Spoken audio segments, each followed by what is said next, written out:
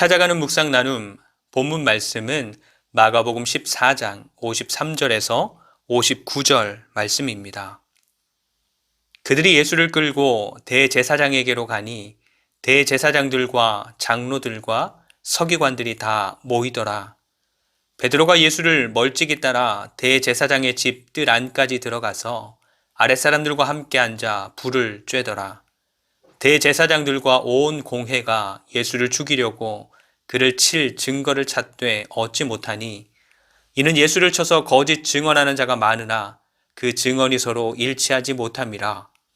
어떤 사람들이 일어나 예수를 쳐서 거짓 증언하여 이르되 우리가 그의 말을 들으니 손으로 지은 이 성전을 내가 헐고 손으로 짓지 아니한 다른 성전을 사흘 동안에 지으리라 하더라 하되 그 증언도 서로 일치하지 않더라.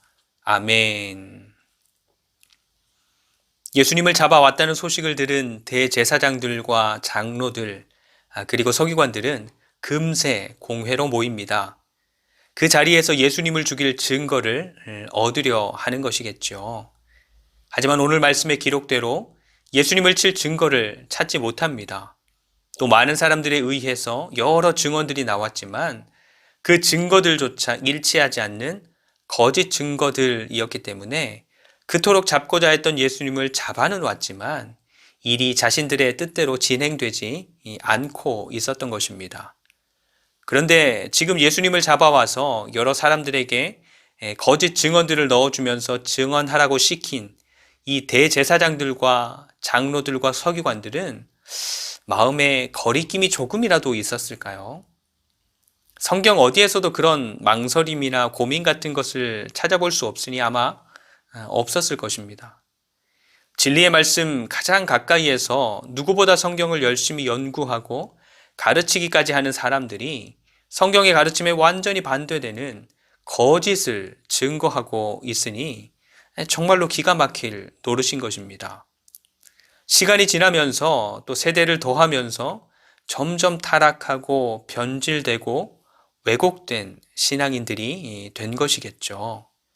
그래서 거짓을 이야기하면서도 또 누군가를 죽일 흉계를 꾸미면서도 그것을 옳은 것이다, 성경적이다, 잘하고 있는 것이다 라고 합리화하는 그런 지경에까지 가버린 것입니다. 그런데 오늘 말씀에서 발견하는 한 사람 베드로는 좀 다릅니다.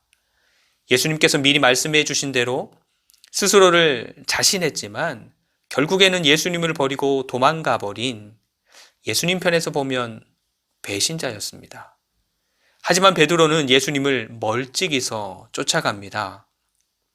가까이 가서 내가 예수님의 제자다, 예수님 편이다 라고 뭔가 예수님 편에서 증언할 용기와 믿음은 없었지만 그분을 완전히 버릴 수 없었던 것입니다.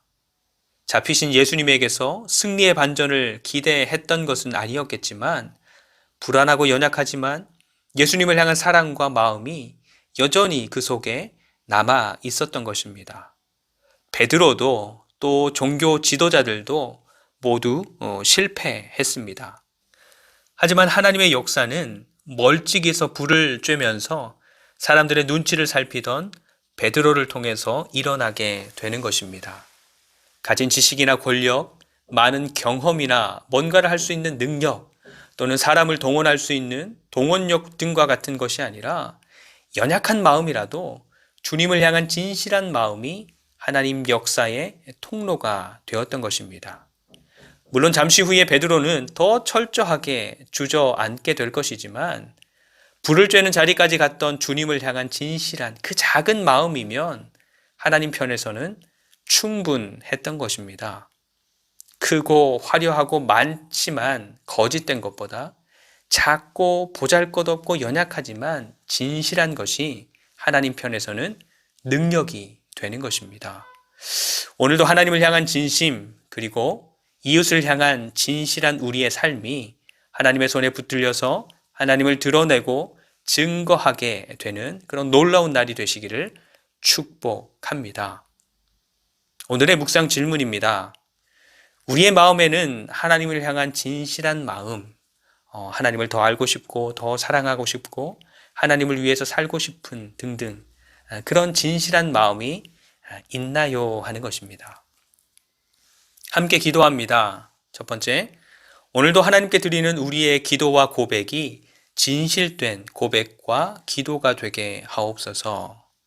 두 번째, 우리의 정직하고 진실한 마음을 기뻐하시는 하나님을 경험하게 하옵소서.